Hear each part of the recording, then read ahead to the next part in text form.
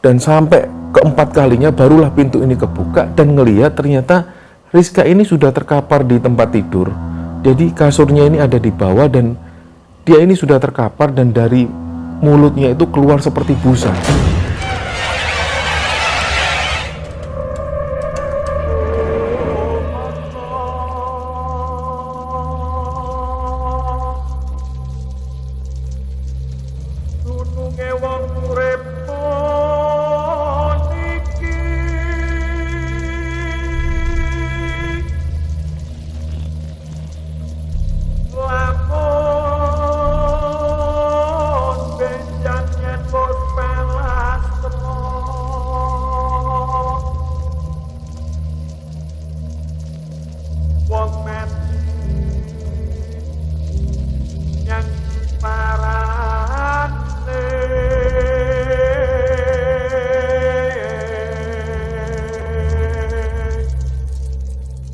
Bismillahirrahmanirrahim. Assalamualaikum warahmatullahi wabarakatuh. Sobat Kembara Sunyi dimanapun berada, pada kesempatan kali ini kami akan bercerita tentang sebuah kisah kiriman yang dikirim oleh Sobat Kembara yang bernama Pak Imam. Sebelum kita masuk ke ceritanya, untuk teman-teman yang mengklik tayangan ini dan belum subscribe, jangan lupa untuk subscribe lebih dulu agar kami lebih bersemangat lagi dalam membuat konten-konten terbaru di Kembara Sunyi. Dan untuk teman-teman yang telah mendukung kami sejauh ini, kami ucapkan terima kasih banyak. Semoga amal kebaikan teman-teman dibalas kebaikan berlipat oleh Allah Subhanahu wa Ta'ala. Ya, jadi untuk cerita kali ini, pengirim ceritanya ini namanya Pak Imam. Untuk saat ini Pak Imam usianya 56 tahun dan beliau tinggal di salah satu kota di Jawa Timur. Pak Imam ini cerita ketika mengirim email di Kembara Sunyi, beliau cerita bahwa beliau ini adalah subscriber lama dari Kembara Sunyi. Beliau masih ingat betul ketika pertama kali nonton video di Kembara Sunyi itu di bulan Juni 2020. Nah, kami ingat sekali bahwa awal pertama kali mengupload video di YouTube itu di sekitaran bulan Juni 2020. Jadi bisa dikatakan Pak Imam ini adalah subscriber lama dari Kembara Sunyi. Dan kami sangat bersyukur sekali bahwa subscriber Kembara Sunyi ini usianya dari mulai 20 tahunan sampai 50 tahun ke atas. Dari sinilah harapan kami sangat besar sekali, semoga teman-teman semua Sobat Kembara Sunyi yang nonton video kami, setelah nonton ini bisa minimal bisa meningkatkan iman dan takwa teman-teman semua.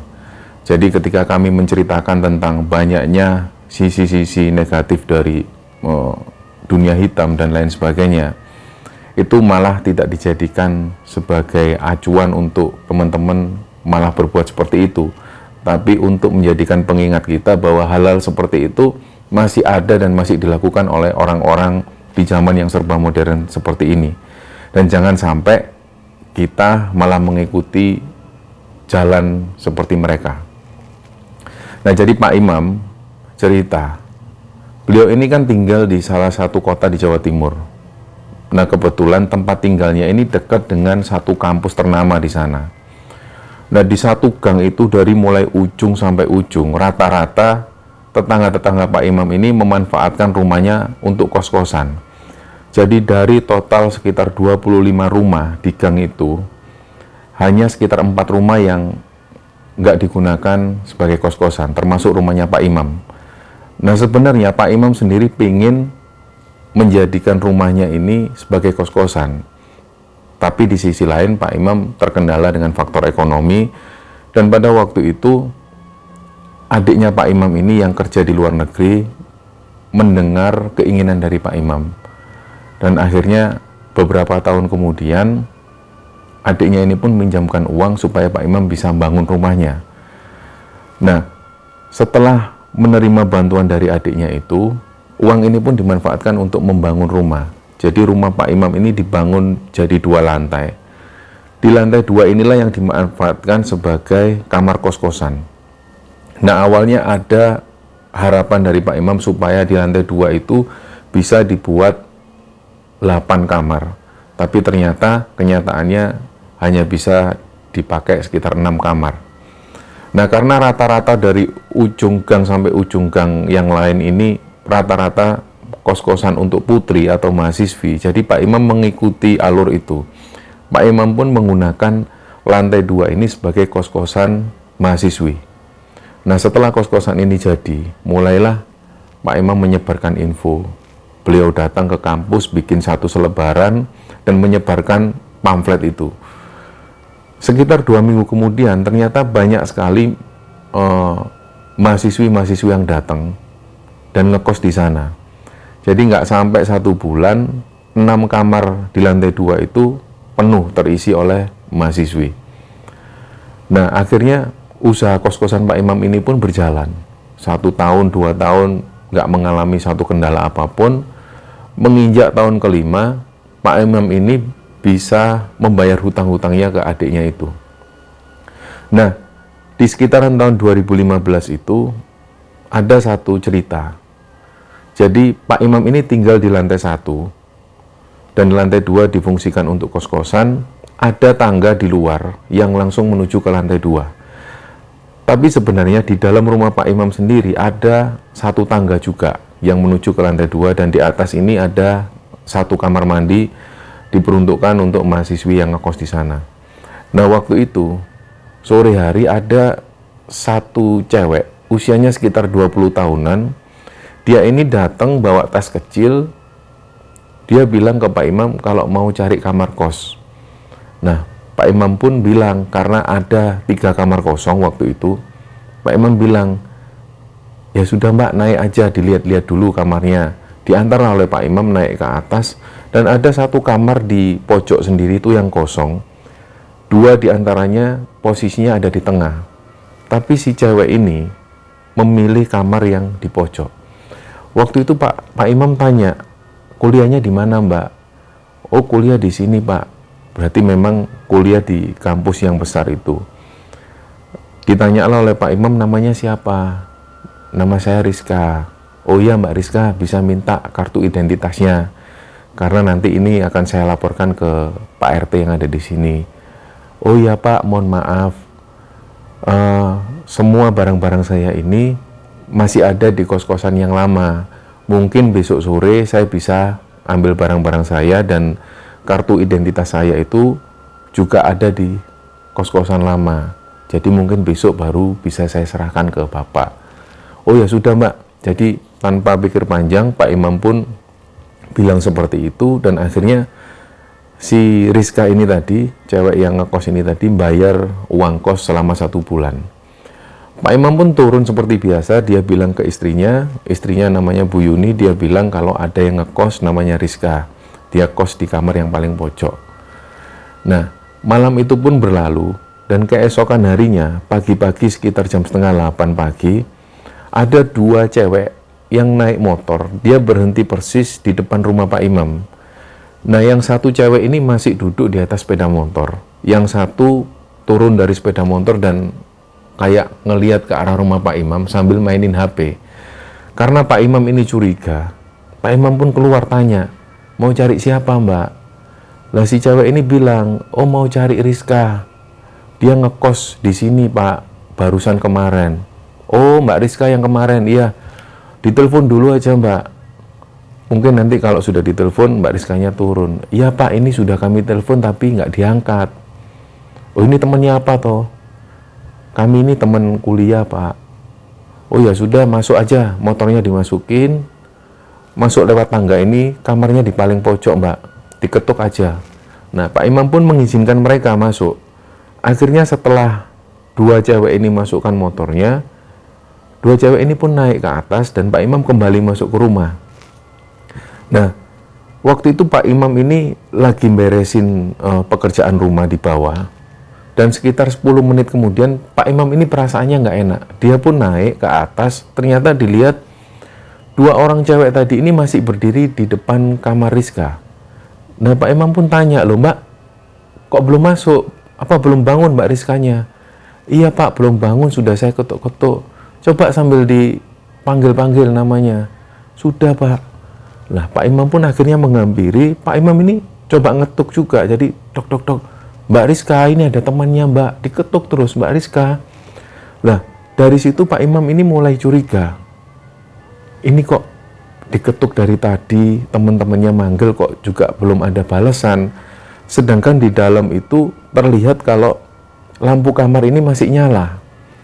Nah, Pak Imam pun nggak enak, akhirnya digedor lebih keras lagi. Mbak Rizka, ini ada temannya Mbak. Dok. Diketuk-ketuk seperti itu, dan mulailah Pak Imam ini semakin curiga. Pak Imam pun ngomong ke dua orang cewek ini, Mbak tunggu sini sebentar ya, sambil terus diketuk, saya mau manggil orang lagi. Dipanggil lah Pak Imam ini turun, manggil tetangganya. Ada dua orang yang lagi duduk santai di depan rumah itu dipanggil, Mas bisa minta tolong ke atas. Kenapa Pak Imam? Udahlah, saya minta tolong dulu. Ternyata begitu Pak Imam naik, si dua cewek ini masih gedor-gedor pintu, dan mulai ada perasaan takut dari dua orang cewek ini. Pak Imam pun mulai tanya, ini kenapa sih Mbak? Ini Mbak Rizka ini lagi ada masalah atau apa? Kok nggak bukain pintu terus nggak jawab apapun dari dalam? Dan dua temennya ini, dia diem, kayak seolah-olah menyembunyikan sesuatu. Akhirnya tanpa pikir panjang, Pak Imam pun bilang ke dua orang temannya tadi, ke dua orang tetangganya, ayo kita gedor aja. Aku kok khawatir ada apa-apa. Jadi akhirnya tiga orang ini rame-rame digedor lah pintu itu. Beruak. Dan sampai keempat kalinya barulah pintu ini kebuka dan ngelihat ternyata Rizka ini sudah terkapar di tempat tidur. Jadi kasurnya ini ada di bawah dan dia ini sudah terkapar dan dari mulutnya itu keluar seperti busa. Dan persis nggak jauh dari situ ada cairan pembasmi serangga. Nah dari situlah langsung dua temennya tadi langsung teriak histeris dan Pak Imam ini pun kaget bingung. Dua tetangganya ini langsung bilang, Pak langsung telepon polisi aja Pak, telepon ambulan terus telepon polisi Pak. Ini bunuh diri Pak. Lah Pak Imam pun bingung manggil ibunya dulu. Jadi dia manggil istrinya, Bu, tolong telepon ambulan Bu. Itu loh, anak yang di atas yang baru itu bunuh diri. Loh ya tak Pak, bingung semua di sana. Mulailah istrinya ini langsung telepon ambulan dan nggak lama kemudian ambulan ini datang, diproses lah. Anak ini dievakuasi dan dibawa di rumah sakit, diautopsi lagi, dikabari keluarganya. Setelah kejadian itu pun Pak Imam ini sempat diinterogasi oleh polisi beberapa saat dan kemudian polisi menyimpulkan bahwa anak ini memang bunuh diri. Akhirnya dipasanglah garis polisi di sana dan kos-kosan ini ditutup. Nah pada waktu itu mahasiswi-mahasiswi yang ngekos di dekat situ ini semua takut pada nggak pulang. Apalagi mereka yang ngekos di lantai 2 di tempat Pak Imam, mereka nggak berani pulang ke kosnya. Nah sampai beberapa saat, sekitar 2 minggu kemudian, barulah mereka ini datang. Beberapa ada yang datang dan ngambil barang, terus kemudian mereka pamit ke Pak Imam, mereka nggak mau lagi ngekos dengan alasan yang macam-macam. Akhirnya semakin lama, penghuni kos ini semakin habis dan nggak ada lagi yang ngekos di tempat Pak Imam. Dari situlah Pak Imam ini ngerasa sedih juga. Kenapa sih kok anak ini tiba-tiba datang, tiba-tiba memutuskan bunuh diri di sini, sampai pada akhirnya kos-kosan ini sepi, nggak ada lagi pemasukan. Jadi dari situ istrinya Pak Imam ini selalu menenangkan Pak Imam, sudahlah Pak, sudah kita jalani aja seperti ini. Siapa tahu nanti tahun depan ketika penerimaan mahasiswa baru kita bisa dapat lagi lah mahasiswa yang ngekos di sini. Nah selama berbulan-bulan itu sampai 3 bulan setelah itu kos-kosan ini masih sepi dan kos-kosan ini menjadi terkenal bahwa kos-kosan ini pernah dijadikan tempat bunuh diri. Jadi siapapun yang mau ngekos di rumah Pak Imam selalu ada selentingan-selentingan. Jangan di situ Mbak, itu bekas bunuh diri, dulu ada pernah mahasiswi yang bunuh diri di sana. Akhirnya kos-kosan Pak Imam ini jadi sepi dan nggak ada lagi aktivitas di sana. Nah sekitar 3 bulan setelah itu ada saudaranya Pak Imam yang dari desa ini datang. Kebetulan beliau ini seorang tukang. Beliau datang sama temannya dan sempat ngobrol-ngobrol dengan Pak Imam dan akhirnya saudaranya ini dia bilang ke Pak Imam, gimana ini Mas, kok kos-kosannya sampean ini kok sepi, apa nggak dicat ulang aja, diperbaiki sekalian nanti dibenerin yang bocor-bocor itu. Terus kamar yang sempat dijadikan bunuh diri mahasiswi itu sudahlah ditutup aja, mungkin Mas Imam bisa pakai gudang atau apa, itu ngapes-ngapes sih Mas gitu. Lah Pak Imam ini sebenarnya ada niatan seperti itu untuk mengecat ulang kos-kosan yang di lantai 2 itu dan memperbaiki mungkin dinding-dinding yang mulai retak atau atap yang bocor. Ada pemikiran seperti itu, tapi di satu sisi lain lagi-lagi Pak Imam ini terkendala faktor ekonomi. Jadi pemasukan dari kos-kosan yang waktu itu didapatkan Pak Imam habis untuk kehidupan sehari-hari dan biaya sekolah anaknya. Nah, pada saat itu Pak Imam ini pun bilang, kalau misalnya direnovasi kecil-kecilan gitu gimana, Dek? Dia bilang ke saudaranya itu, ya enggak apa-apa Mas Imam ada dananya berapa, nanti biar aku yang garap sama temanku ini. Nah, setelah berdiskusi akhirnya sepakatlah mereka, diperbaikilah di lantai 2 ini, mulailah 2 orang saudaranya ini memperbaiki kos-kosan di lantai 2 itu. Nah, jadi saudara Pak Imam ini namanya Pak Didik dan ada satu temannya lagi. 2 hari setelah Pak Didik datang ke rumah Pak Imam itu, akhirnya mereka pun datang dengan bawa peralatan pertukangan. Ketika mereka datang langsung menuju ke lantai 2 dan langsung mulai mereka ini langsung bekerja. Dibersihkan dulu dan terutama kamar bekas bunuh diri tadi yang ada di pojok mulai dibersihkan. Semua seperti kasur, lemari dan lain sebagainya ini dikeluarkan karena nantinya kamar ini nggak akan digunakan lagi sebagai kos-kosan tapi dijadikan gudang. Jadi mulailah dibersihkan dan mulai mereka ngecat. Sekitar jam 2 siang, Pak Didik dan temannya ini istirahat. Mereka dipanggil oleh Bu Yuni di bawah, mereka untuk makan siang dulu. Ketika makan siang dan mereka kembali ke atas, ternyata ada jejak langkah kaki. Jadi karena memang cat ini berwarna kuning muda, cat itu seperti ada yang menjatuhkan. Dan cat ini semua berlumuran di lantai dan ada jejak langkah kaki. Nah, pada waktu itu Pak Didik dan temannya ini kaget. Loh, ini siapa yang baru naik ke atas? Perasaan di bawah cuma ada Pak Imam dan Bu Yuni. Dan setahu mereka, Bu Yuni dan Pak Imam ini sama sekali nggak naik ke atas. Karena Pak Imam sibuk di luar, belum juga pulang sampai siang itu. Dan Bu Yuni ini nggak pernah naik sama sekali. Jadi Bu Yuni ketika manggil Pak Didik ini dari bawah, dari situlah Pak Didik dan temannya ini sudah mulai curiga. Diperhatikan secara seksama, ini telapak kaki cewek loh, Dik. Temannya bilang seperti itu. Dah, kamu jangan nakut-nakutin, mentang-mentang ini tempat habis dibuat bunuh diri, kamu bilang ini jejak langkah kaki perempuan. Dah, ndak usah gitu, kita tetap kerja lagi. Dibersihkanlah itu, dibersihkan semua cat-cat itu, mulai mereka ngecat lagi. Di sekitar jam 4 sore, Pak Didik ini dengar, di kamar pojok itu, Pak Didik ini dengar ada suara perempuan yang nangis. Awalnya Pak Didik ini mendengar suara perempuan ini nangis, tapi suaranya pelan.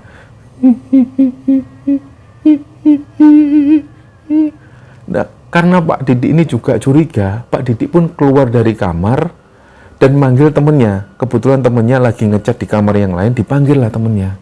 Dul, kamu dengar suara cewek nangis nggak, Dul? Enggak, Dik, kamu jangan nakut-nakutin loh, Dik. Iya, Dul, coba kamu ikut ke aku, Dul, ke kamarku, Dul. Nah, Pak Didik ini lagi ngecat kamar yang posisinya nggak jauh dari kamar yang ada di pojok itu. Begitu Pak Dul dan Pak Didik ini masuk dalam kamar itu dan mereka mulai ngecat, ternyata benar 2 orang ini dengar ada suara cewek yang nangis.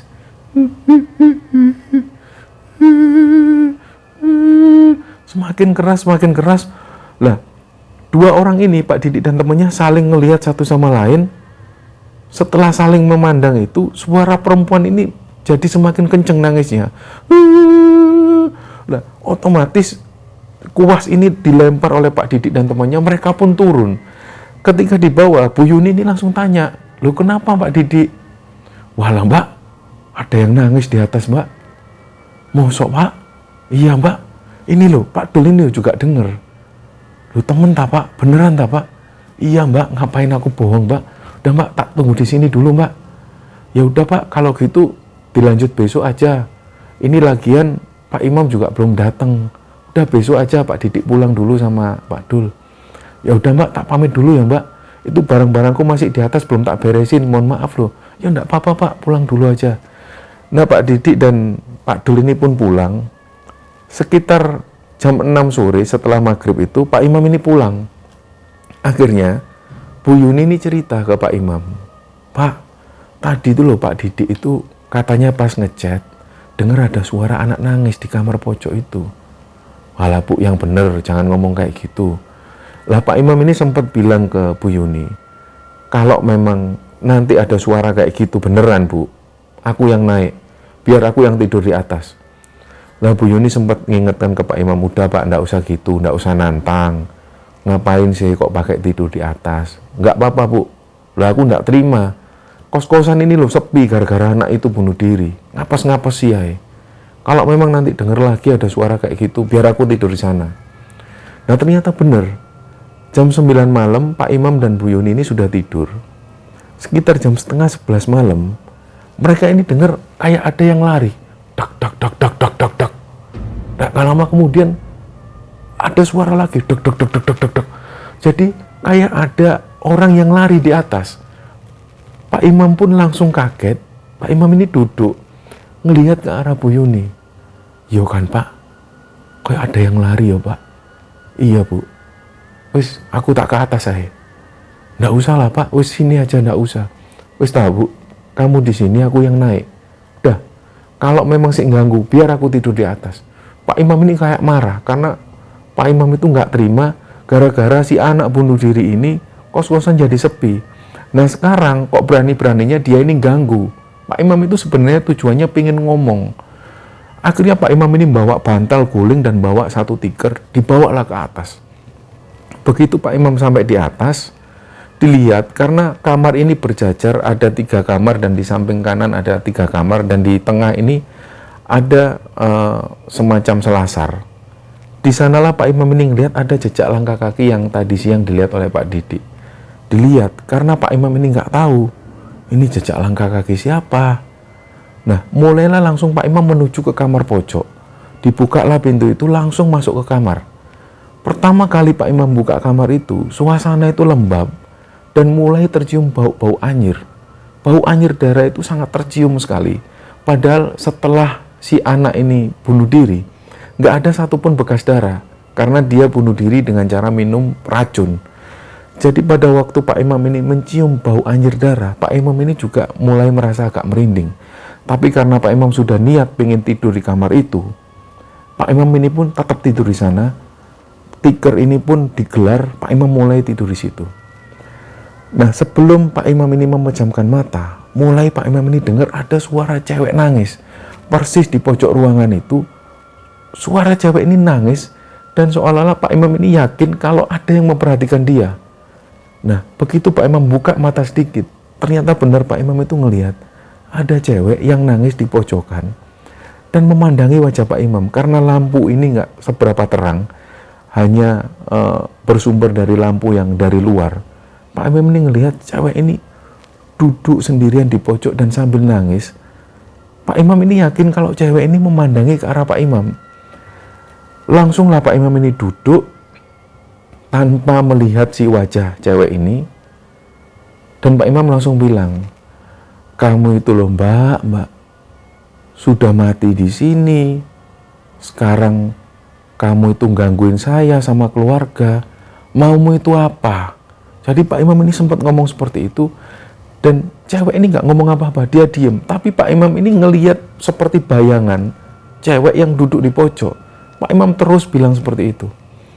Kalau kamu terus ganggu-ganggu seperti ini, kamu tak usir di sini. Aku ini sudah apes mbak, nggak ada pemasukan selama beberapa bulan ini. Kos-kosanku itu dicap kos-kosan bunuh diri, gara-gara kamu semua. Nah, ketika Pak Imam ngomong seperti itu, tiba-tiba bayangan yang tadi dilihat oleh Pak Imam tiba-tiba menghilang. Nah, nggak lama setelah itu Pak Imam ini pun tidur di sana.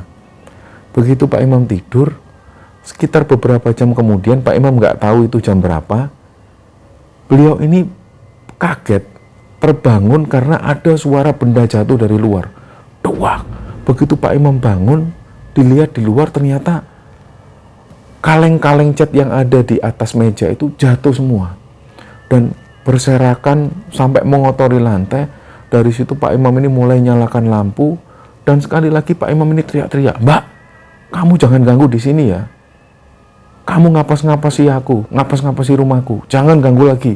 Kalau kamu ganggu lagi, Kamu nggak bakal tak bolehin tinggal di sini. Jadi Pak Imam ini sempat ngobrol seperti itu, dan nggak tahu sebenarnya Pak Imam ini ngobrol sama siapa, tapi beliau yakin kalau si cewek ini ada di sekitar situ. Nah, sampai kemudian setelah nggak ada gangguan lagi, Pak Imam ini pun turun kembali ke kamarnya. Si istrinya ini pun bangun. Gimana Pak? Tadi ada kejadian apa? Udahlah, jangan dibahas sekarang, besok pagi aja, tidur aja dulu. Pak Imam ini pun tidur, dan keesokan harinya Pak Didik dan Pak Dul ini datang lagi, sempat ngobrol sama Pak Imam. Pak Didik cerita bahwa dia dan Pak Dul ini diganggu. Lah, dari situ Pak Imam bilang ke Pak Didik, Dik, kalau nanti kamu lagi kerja, terus ada yang ganggu, ada suara atau apa, kamu bilang aja. Kalau perlu kamu makilah dia. Kamu jangan takut. Kalau kamu takut malah dia ini besar kepala. Dia ini loh yang ngapes-ngapesi. Kos-kosanku jadi sepi ya gara-gara anak ini, gara-gara dia bunuh diri di sini. Ya mas, ya mas. Jadi Pak Didik itu sambil kayak sungkan sama Pak Imam. Ya mas, nanti biar saya ngomong sama Dul juga mas. Ya sudah Dik. Ya udah, ini tak tinggal dulu ya Dik. Pak Imam pun keluar, Pak Didik pun langsung ngechat lagi, dicat lagi. Dan waktu itu sampai jam 12 siang, ketika Pak Didik dan Pak Dul ini makan siang, nggak ada kejadian apa-apa. Begitu mereka kembali melanjutkan pekerjaannya, sekitar jam 4:30 sore, mereka ini dengar ada suara cewek lagi yang nangis. Semakin keras seperti itu. Nah, karena ruangan ini banyak yang kosong, suara itu seperti menggema. Pak Didik ini sebenarnya takut, tapi dia ingat pesan dari Pak Imam, dia memberanikan diri terus melakukan pekerjaannya. Udah Mbak, jangan ganggu Mbak, saya lagi kerja Mbak, jangan ganggu Mbak, sambil Pak Didik itu ngechat. Nah, Pak Didik itu ngerasa, karena Pak Didik ini ngadep tembok dan membelakangi pintu, suara yang didengar Pak Didik ini semakin dekat. Jadi Pak Didik itu meyakini kalau suara ini persis ada di belakangnya Pak Didik. Pak Didik sambil ngecat dan sambil ketakutan, mulailah keringat dingin ini keluar. Pak Didik itu semakin mendengar suara cewek ini ada di belakangnya persis. Suara nafasnya itu terdengar sekali, persis di belakang Pak Didik. Karena Pak Didik ini semakin ketakutan. Waktu itu beliau ini sempat lupa. Kalau mau baca doa, benar-benar lupa, nggak inget bang baca doa, mau apapun dia benar-benar nggak inget. Yang dia ingat adalah kata-kata Pak Imam, jangan takut Dik, jangan takut. Teruslah Pak Didik ini ngechat sambil, Mbak, jangan ganggu saya Mbak, saya lagi kerja Mbak. Sementara si cewek ini terus nangis di belakangnya Pak Didik. Nah, gak lama kemudian Pak Didik ini pun nggak kuat, dia teriak-teriak manggil temannya, Dul, Dul, merene Dul, merene Dul. Pak Dul ini pun datang. Begitu Pak Dul datang, suara perempuan ini sudah nggak ada lagi. Jadi langsung mulai berhenti dan senyap. Dari situlah Pak Didik bilang, ayo Dul, lang diberesin kerjaannya, lang kita turun. Akhirnya mereka pun cepet-cepetan, sekitar jam 5 sore mereka pun turun, pamit ke Bu Yuni, mereka pulang. Nah, singkat cerita, selama Pak Didik dan Pak Dul ini mengerjakan bangunan rumah di lantai 2 itu, merenovasi bangunan rumah itu, Pak Didik ini sering kali diganggu, dan lebih sering diganggu suara tangisan perempuan. Nah, singkat cerita, kos-kosan ini pun sudah diperbarui, sudah direnovasi, catnya sudah berganti warna. Mulailah Pak Imam dan istrinya ini bikin satu pamflet baru, disebarkanlah ke kampus bahwa ada kos-kosan di sini yang menerima kos-kosan mahasiswi. Ada satu orang mahasiswi yang datang. Mungkin karena mahasiswi ini mahasiswi baru, jadi dia nggak tahu menau tentang sejarah rumah ini. Dia pun akhirnya kos di situ. Nah, keesokan harinya mulai berdatangan mahasiswi baru yang ngekos di sana, dan sampai akhirnya kos-kosan ini mulai terisi. Ada 2 kamar yang masih kosong, dan 1 kamar di pojok itu memang nggak lagi digunakan, nggak lagi difungsikan oleh Pak Imam, sengaja digunakan sebagai gudang. Nah, di samping persis ada kamar yang masih kosong dan belum terisi. Siang itu, ada 2 cewek yang datang, 2 mahasiswi. Mereka berdua ini bawa tas agak besar, namanya Sita dan Rini. Mereka ini datang memperkenalkan diri ke Pak Imam. Pak, kami ini mau cari kos-kosan, boleh nggak kalau kami berdua menempati 1 kamar kos? Karena kami bisanya patungan Pak. Di tempat kos lain itu nggak ada yang mau. Kalau memang Bapak memperbolehkan, kami mau ngekos di sini Pak. Nah Pak Imam ini pun agak ragu karena sebelum-sebelumnya Pak Imam nggak pernah menerima mahasiswi atau 2 mahasiswi yang tinggal di dalam satu kamar. Jadi Pak Imam ini sempat bilang ke 2 orang cewek ini, ditunggu dulu ya Mbak, saya bilang ke istri dulu. Iya Pak. Pak Imam pun bilang ke Bu Yuni, Bu ini ada 2 mahasiswi, dia ini mau sewa kamar, tapi satu kamar, dia mau tinggal di sana berdua, karena mereka maunya patungan bayarnya. Lah Bu Yuni ini pun bilang ke Pak Imam, ya enggak apa-apa toh Pak, kasihan, udah diterima aja, suruh nempatin kamar sulu mele. Ya sudah kalau gitu. Akhirnya Pak Imam ini pun bilang, ayo Mbak naik ke atas, lihat kamarnya. Iya Pak, boleh ya Pak, boleh, ayo naik. Naiklah mereka ke tangga, dan ternyata 2 orang mahasiswi ini, Sita dan Rini ini milih satu kamar persis di samping gudang. Jadi mereka milih di samping kamar yang bekas bunuh diri itu. Waktu itu Pak Imam nggak berani ngomong karena Pak Imam nggak mau penghuni kos yang baru di sana tahu tentang sejarah rumah ini. Pak Imam ini pun diem. 2 orang mahasiswi ini milih satu kamar persis di samping gudang. Akhirnya diserahkanlah kunci itu, mereka pun bayar dan menyerahkan identitasnya. Jadi Sita dan Rini tinggal di sana. Nah, selama tinggal di sana, belum ada kejadian apapun. Jadi mereka yang tinggal di sana ini merasa nggak ada yang aneh dan nggak ada satu keganjilan. Menginjak 3 bulan kemudian, barulah Sita ini menghampiri Pak Imam. Sita ini cerita, Pak, saya itu mau cerita tentang teman saya. Tiap malam itu teman saya Rini ini kok katanya selalu didatengin cewek. Dia itu kayak nangis terus. Nah saya ini kan sedikit banyak bisa tahu hal-hal seperti itu karena bapak saya juga orang pinter. Saya tuh sebenarnya pengen kenal sama penghuni yang ada di sini. Mohon maaf ya Pak, malam itu saya ini sempat komunikasi sama penghuni yang ada di sini. Katanya anak ini bunuh diri di sini. Apa benar seperti itu Pak? Nah Pak Imam itu kayak kikuk. Enggak Mbak, enggak benar itu Mbak. Oh ya sudah kalau gitu berarti memang enggak benar ya Pak. Iya Mbak, enggak benar itu Mbak. Ya sudah. Akhirnya Sita ini pun kembali. Beberapa hari kemudian Sita ini kembali menghadap ke Pak Imam. Sita cerita bahwa Rini itu sempat kesurupan. Jadi ceritanya malam itu ketika Sita dan Rini ini tidur, di tengah malam itu Rini ini kebangun. Dan tiba-tiba Rini itu melihat terus ke arah Sita. Karena Sita ini sedikit paham hal seperti itu, Sita ini bangun ngelihat Rini. Kamu bukan Rini kan? Sita ini sempat tanya seperti itu. Nah si sosok Rini ini, dia cuma diem. Sita tanya sekali lagi, kamu bukan Rini kan? Jujur sama aku, kamu bukan Rini kan? Lah si Rini ini tiba-tiba senyum.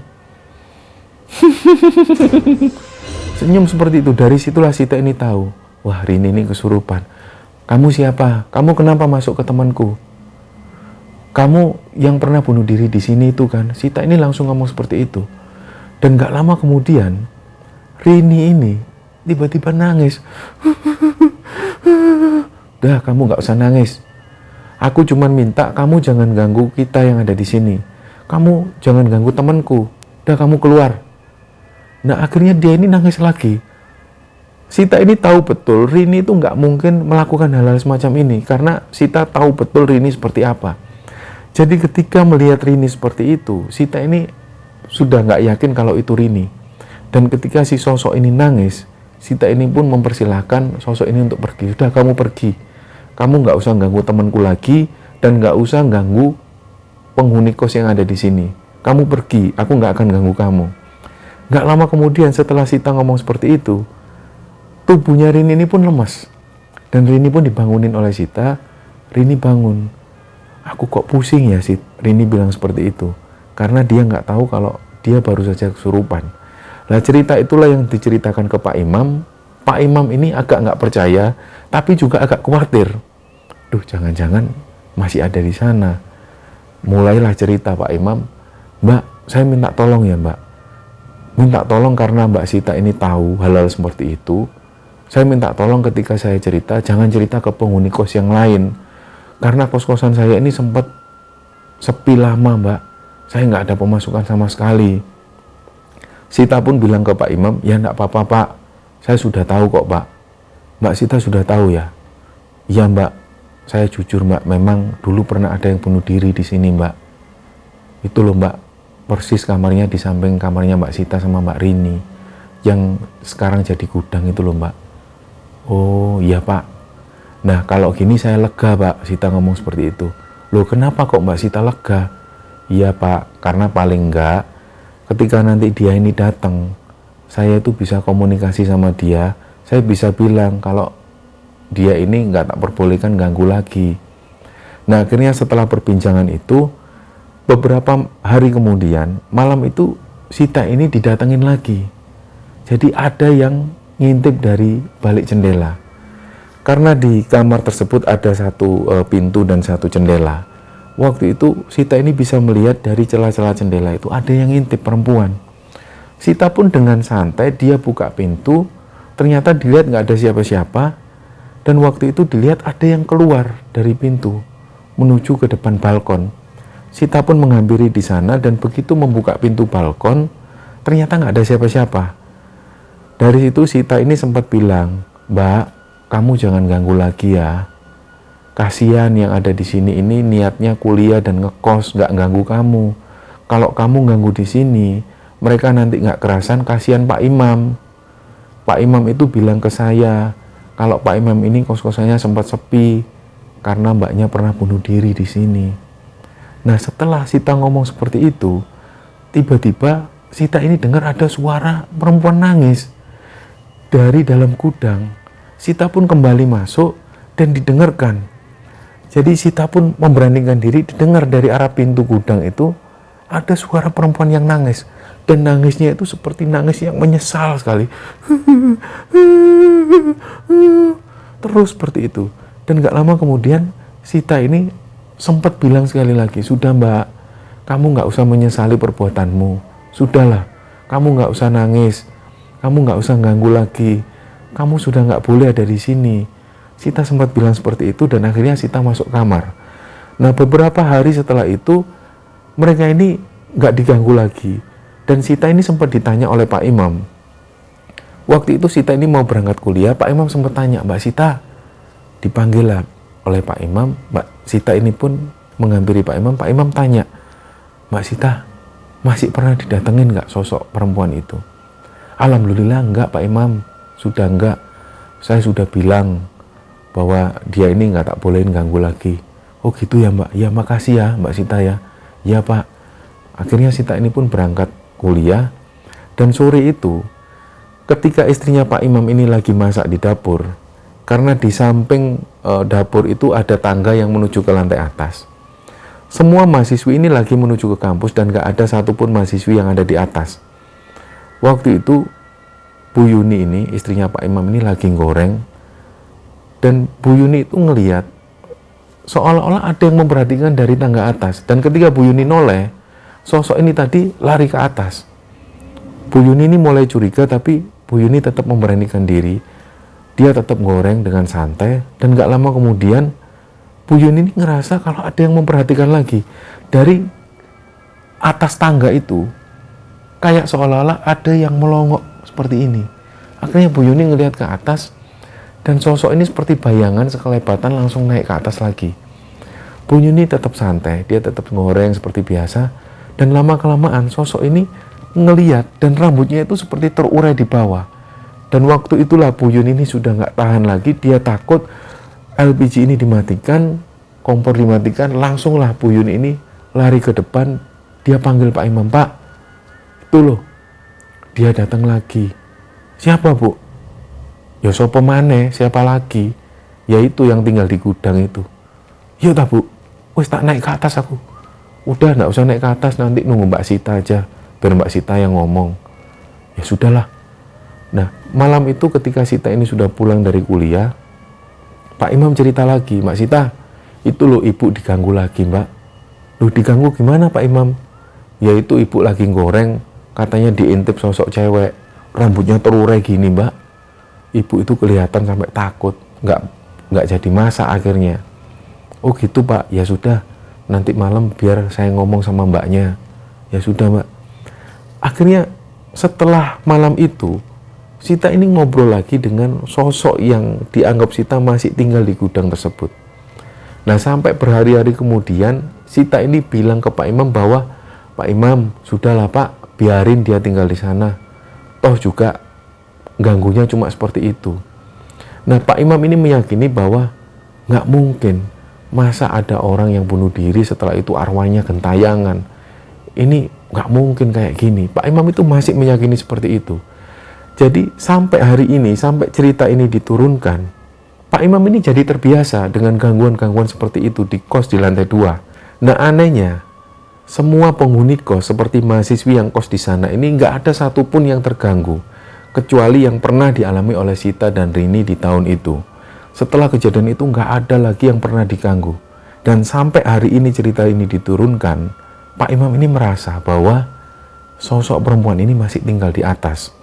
Nah ada yang menarik dari cerita Pak Imam ini. Ketika Pak Imam ini menulis email ini ke Kembara Sunyi, Pak Imam itu merasa bahwa sosok perempuan ini memperhatikan dari arah belakang. Jadi ketika Pak Imam menceritakan tentang sosok ini hadir. Dan dari sinilah cerita dari Pak Imam ini dikirimkan kepada Kembara Sunyi. Kami sampaikan terima kasih kepada Pak Imam dan salam hormat kami kepada Pak Imam dan keluarga sekalian. Terutama kami juga terima kasih kepada Sobat Kembara Sunyi yang telah mendukung kami sampai sejauh ini dari mulai pertama kali mengupload video Kembara Sunyi di bulan Juni 2020 sampai hari ini. Semoga kita semua selalu dalam lindungan Allah Subhanahu wa Ta'ala.